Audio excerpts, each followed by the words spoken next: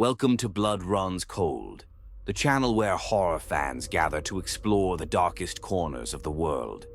If you crave disturbing stories, chilling visuals, or unforgettable nightmares, you've just found your new favorite haunt. I'm from Finland, and this happened to me 16 years ago when I was a 7-year-old boy. It was a hot summer weekend, and I was at jazz festival on the other side of the country with my parents and family friends. The festival was mostly peaceful, with all kinds of people, but mostly older folks enjoying the music, food stalls, and sunshine. There were security guards patrolling the area, and overall it felt really safe. I didn't know a thing about jazz at that age, but I was mostly hanging with the other family's kid, who was close to my age. I remember the grilled food and the ridiculous amount of soda due to the heat. Some people were a little drunk, but my dad and the other father just had a couple beers and kept things very chill, etc. My mom was pregnant at the time with my little sister, so this definitely wasn't some crazy party for our group. It was getting late, and one of the final bands was playing. I had to pee, so I went with the other dad and his son to the toilets. After I finished, I stepped aside to wait for them just a few meters from the toilets. That's when he appeared. An older man, maybe around 60 years old, walked up to me. He looked filthy, smelled awful, and his clothes were stained and torn. His face was bright red from sunburn, his nose looked rotten, and he had no teeth. He looked scary. Something about him made me feel uncomfortable, but as a kid I was polite and didn't want to be rude, even though I definitely should have walked away. He started talking to me. I don't remember what he said at first, but then he offered me some candy and coins. Then he told me I should come with him. I froze. It felt very strange because nothing like that has ever happened to me before, and I didn't understand what he meant by that. I said something like, "I don't want to go." "I need to go to my parents," he repeated himself, more aggressively this time. He had a very creepy look on his face. I was looking to the toilets and hoping that my company would come out soon. That's when he suddenly grabbed my arm and began pulling me toward him. He was very aggressive, and I began to scream and cry very loud. 2 random men happened to be nearby, and they saw and probably understood the situation. They rushed over and confronted that man.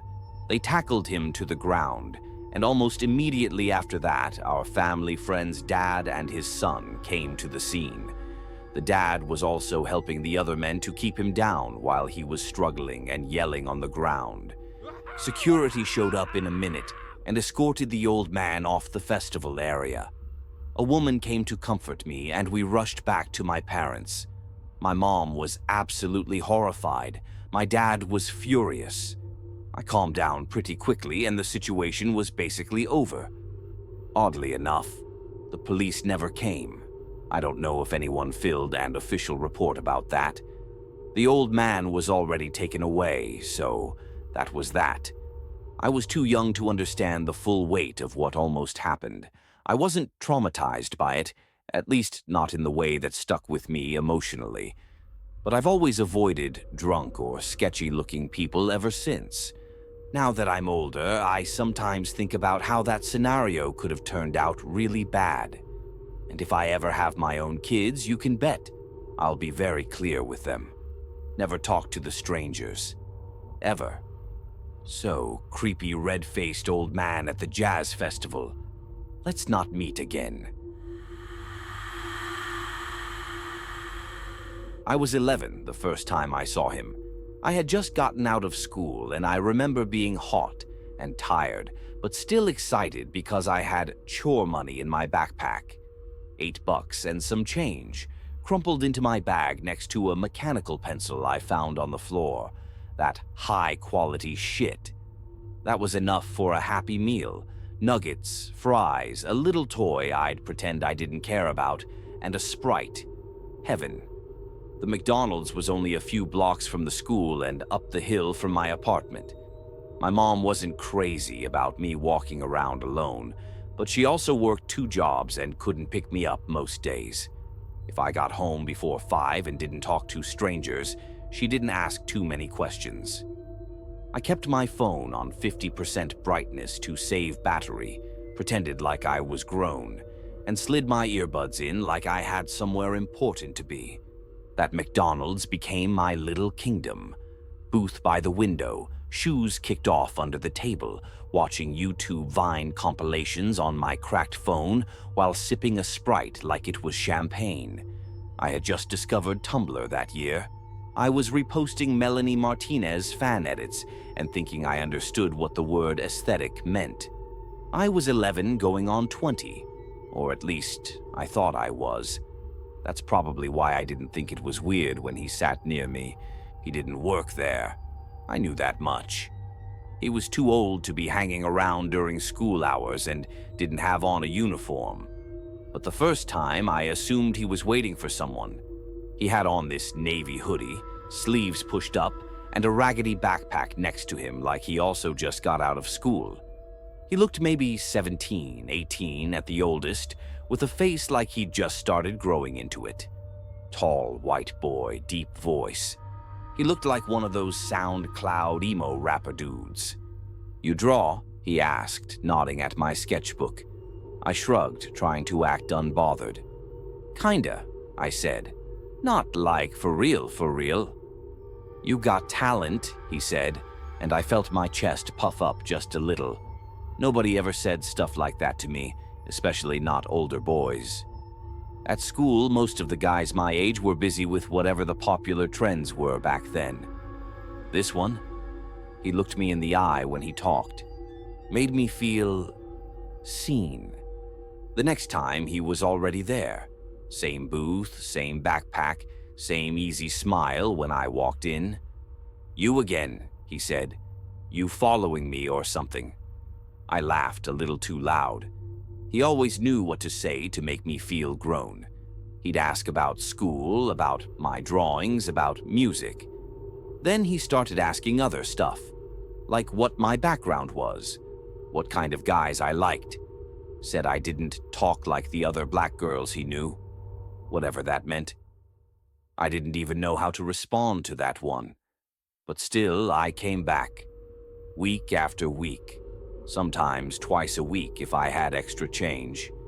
And he was always there, like it was planned. The first few weeks, the conversations felt like a secret game. He'd show up at McDonald's like clockwork, sometimes early afternoon, sometimes after school. And we'd talk about everything but what I was really thinking about. I liked how he made me feel special. Like I was this rare thing, not just a kid with a Happy Meal and a sketchbook, but someone worth paying attention to. When he asked for my number, I thought, this is it. I'm officially grown. I still remember the moment I handed him my phone, watching him punch in the digits.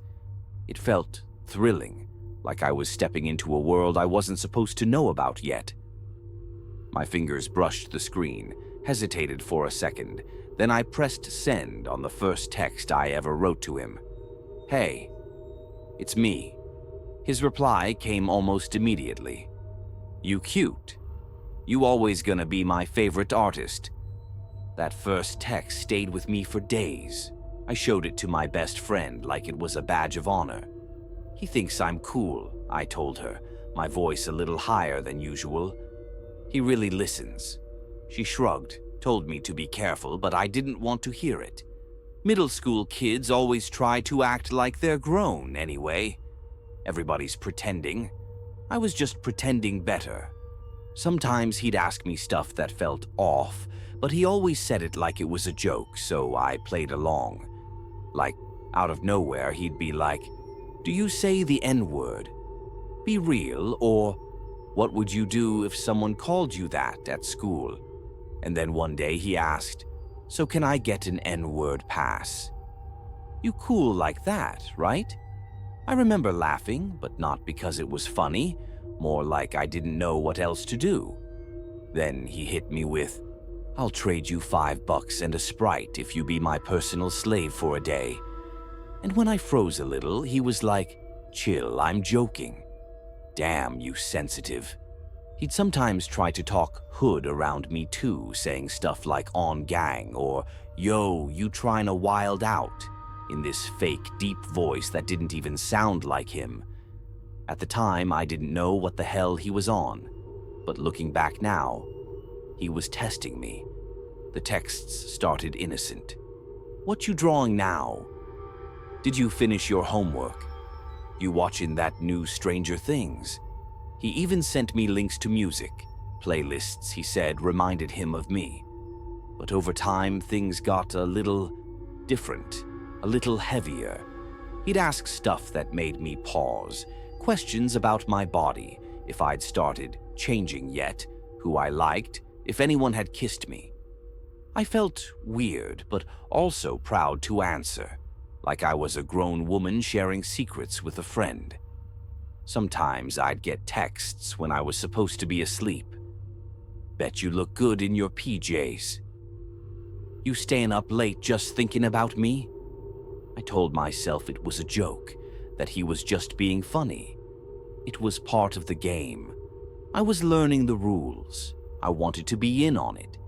After all, kids at school were trading stories about boys and crushes like it was some kind of competition. I didn't want to be the only one who'd never been talked to like that. But even then, there were moments when my stomach flipped, when he asked if I started growing hair yet, or sent me a picture of his hand gripping a pillow. I didn't know what to say, so I didn't say anything.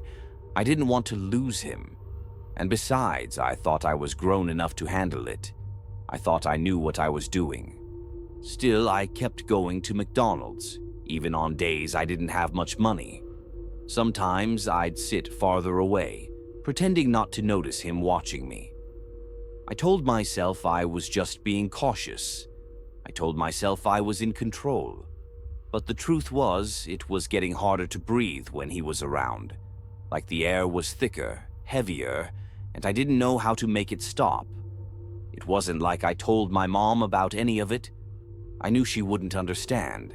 She was busy with work, with bills, with trying to keep everything together. And I was supposed to be a kid, not dealing with this stuff. So I kept it all inside, tucked away under layers of laughs and texts and drawings. Looking back now, I can see the signs I missed. The way his smile sometimes didn't reach his eyes. The way his questions stopped being about me and started being about control. But back then, I was 11, and I thought I was grown. And that was my mistake.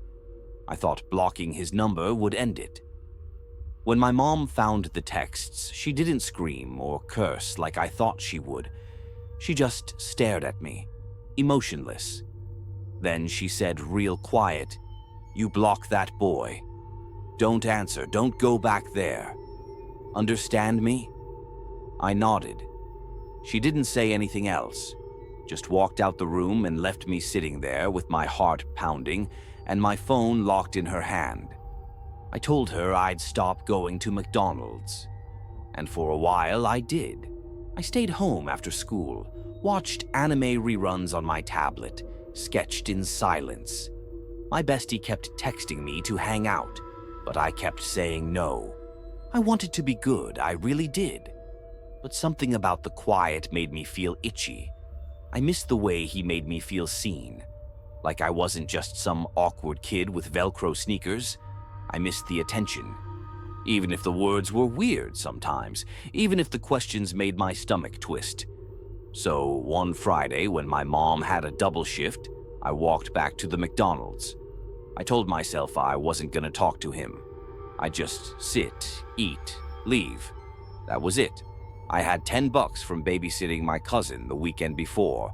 I ordered a Happy Meal even though I told myself I wasn't a little kid anymore. It just felt safe, familiar. He was already inside, same hoodie, same old backpack, same smile, but it didn't look soft this time. It looked sharp. He watched me sit down in the booth by the window like he'd been waiting. I thought he'd maybe give me a nod from across the room. Instead, he walked straight over and slid in next to me. Not across. right there on the same side, his body pressed against mine. I stiffened, staring at the tray in front of me, my hands shaking a little as I opened the tiny milk jug. "You've been avoiding me," he said, low and flat. I tried to laugh. "Nah, I've just been busy. Homework and stuff." He didn't laugh back. Instead, his leg pressed harder against mine, and I could feel how much taller, how much bigger he was. He was taking up all the space. I suddenly felt how small my arms were, how my hoodie sleeves still bunched up at the wrists, because I hadn't hit that growth spurt yet. I wasn't grown. I wasn't even close. He leaned in, hot-ass breath hitting my face. "I thought you were different," he said. "I thought you could handle grown-up things. But you just like the rest of them little girls." Scared, my whole body went still. Then, without warning, he put his hand on my thigh, hard. He gripped it tight, his fingers digging in like he was trying to leave a mark. I winced, but I didn't say anything. My whole brain just shut off. He wasn't looking at me anymore, just staring straight ahead, his fingers still pressing into the soft part above my knee. "I thought you were actually mature," he said, almost like he was sad. "Guess I was wrong." I don't even remember standing up. I just remember the sound of the tray clattering to the floor, my fries spilling under the table, the little toy bouncing out of the box and rolling near his foot. I didn't stop to grab it. I didn't look back. I walked out the front door like I had somewhere to be, then ran the second my feet hit the sidewalk. I didn't cry until I got home. I didn't tell my mom. I didn't tell my friend. I just went straight to my room, curled under the blanket, and felt my thigh throbbing where his fingers had been. After that, I didn't go anywhere but school and home. Even walking past that McDonald's made my stomach twist. That Friday was the last time I tried to act grown. It was the last time I let myself believe I was in control. Looking back now, he saw me alone. He saw how eager I was to be taken seriously, how easy it was to plant compliments like seeds and watch them grow into something he could use, and I gave him room. I let him sit next to me. I laughed when he said creepy things. I answered texts I didn't know how to read right, but I was 11. I just knew I wanted to feel special, and he knew exactly how to use that. I think about that grip on my thigh more than I want to admit. Not because it hurt, but because it changed something in me. That moment snapped the fantasy clean in half. I wasn't grown. I was a little girl in a hoodie too big and a heart too soft to carry the weight he put on it. I remember how fast the fear came rushing in, how fake all the flirting felt after that. I remember the silence afterward, the kind that sticks to you. Now that I'm 21, I catch myself watching girls like I used to be. Sitting at McDonald's, earbuds in, doodling on napkins, thinking they've got it all figured out. And I want to tell them, baby, you don't. That's not your fault. It's his. The older boy who keeps showing up where you feel safe. The one who talks to you like you're different, like you're smarter than everyone else. Like he's doing you a favor just by paying attention. That boy doesn't think you're special. He thinks you're easy to fool. I'm not ashamed of being that little girl anymore. I was soft and bright and curious, and he mistook all that for permission. But I'm angry for her. I wish somebody had caught me walking into that McDonald's and told me to go home. I wish I had believed my mom the first time. I wish I had known that no grown man should ever have been paying that much attention to a kid. To the high school boy who saw a little girl and thought she was something to play with. Let's not ever meet again.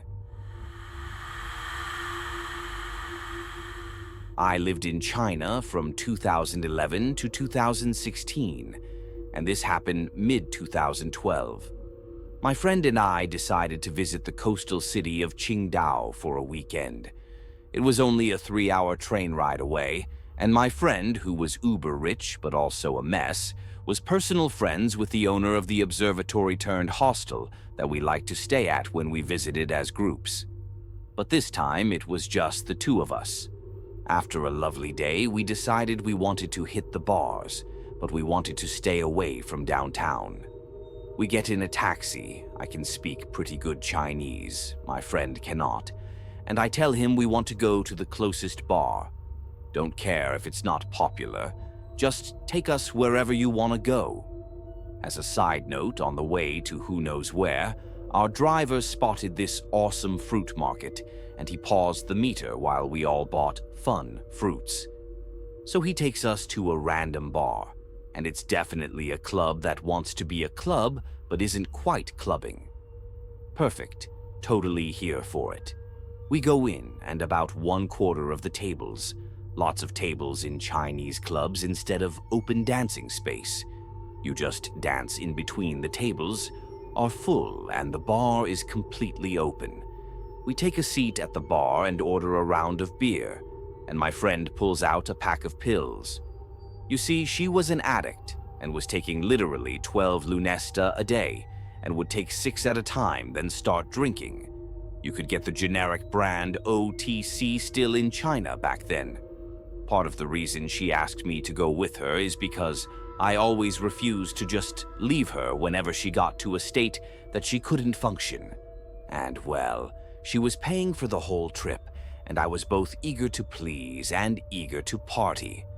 Well, I was a dumb 20-year-old and decided that I, too, wanted to know what it was like to get high on lunesta and asked for a pill.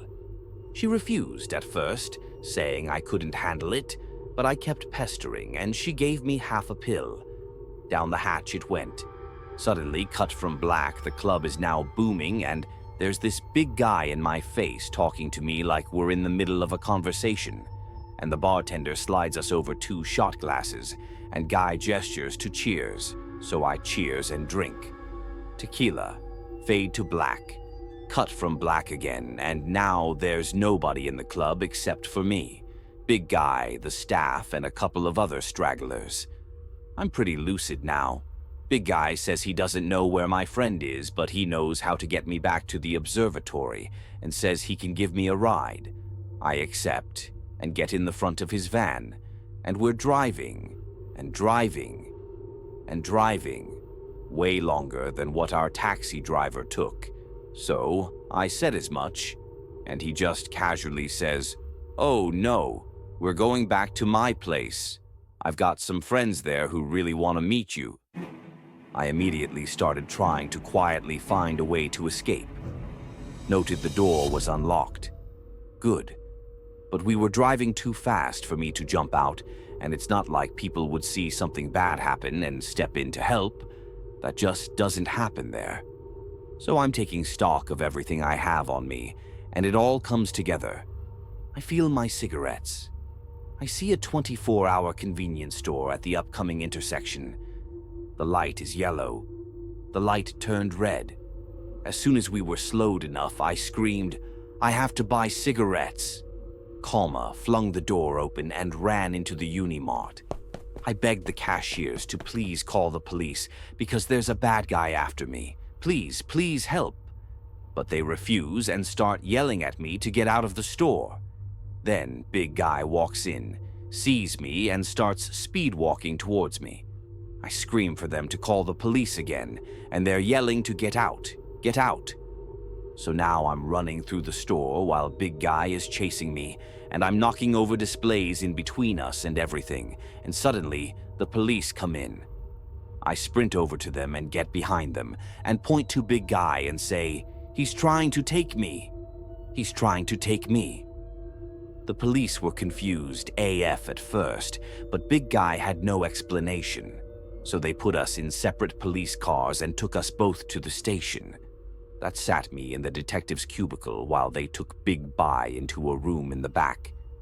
The detective asked me my side of the story, who I was, why I was in Qingdao, why I was in China, needed to see my passport, etc. I asked if I could go outside and have a cigarette, and he said no. He left, and I wait, and wait, and wait. Phone is dead, cash is gone. Still had my SLR camera, though. A couple of hours go by, and eventually the detective comes out and tells me I can go. I asked, what about Big Guy? He said that Big Guy gave them a fake ID, and that they found out he's actually from Hong Kong. He refuses to say why he's in Qingdao when he's supposed to be in another city. Refuses to say where he's currently staying, so they're holding him for more questioning. I told the police that my phone was dead and I didn't have any money for a taxi, but they told me, oh well, LOL. But I eventually was able to find a taxi driver that sympathized with my story and traded me a ride to the hostel for a cigarette. I get to our room and it's locked, but I didn't have a key. My friend had the only one. It took literally 10 minutes of banging on the door for my friend to wake up, unlock the door, then go back to bed. Honestly, I was just glad she was safe. So, to both Big Guy and Lunesta, let's not meet.